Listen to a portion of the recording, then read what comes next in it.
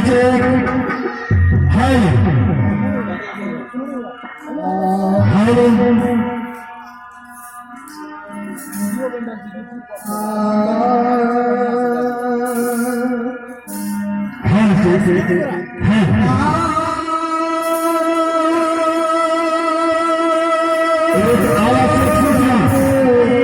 सभी ग्रामीण भाइयों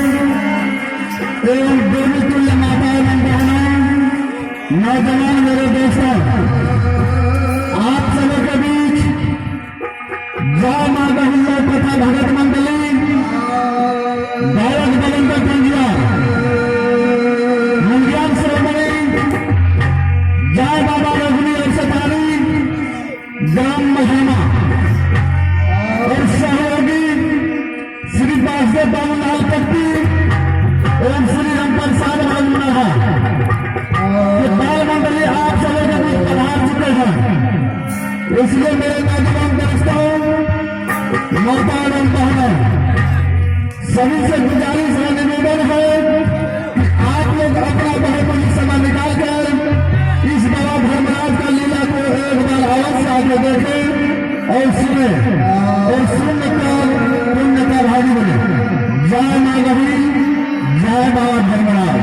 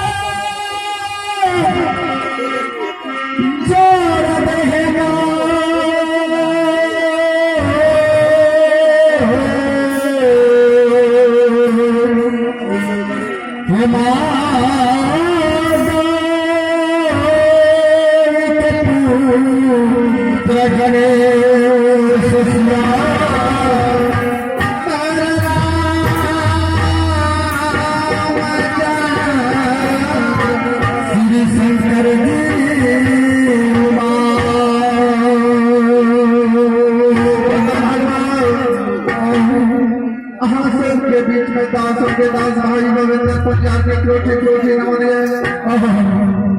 यही बुखार में सज्जय भी त्रुटि गलती है बाबू भैया माता बहनों से बच्चा समय का दान क्या जय श्रोता भगवान यही घर पूरी भंडार बजे भी गवैया बन भैया जावे पहला माँ के मान करेंगे किया माँ ये धरती के तुल्य मानन गए और पिता यशमान के तुल्य मानन गए महिला के माँ यदि खुश रही है तो दुनिया में सब कुछ खुश हुई है एक फिर माँ के जय जयकार कर लिया माँ के विनती कर जब के बाद विषय प्रसन्न कर देवे माँ सरस्वती महारानी की माँ देवी महारानी की महाराज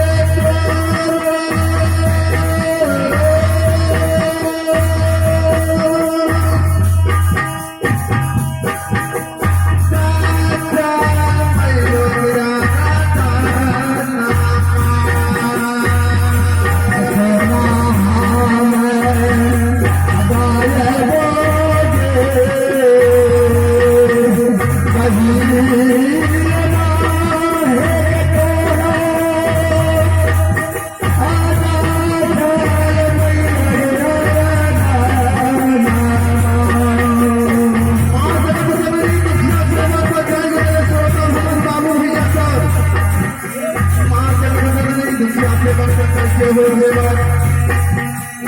आओ गाना देवा कराचिया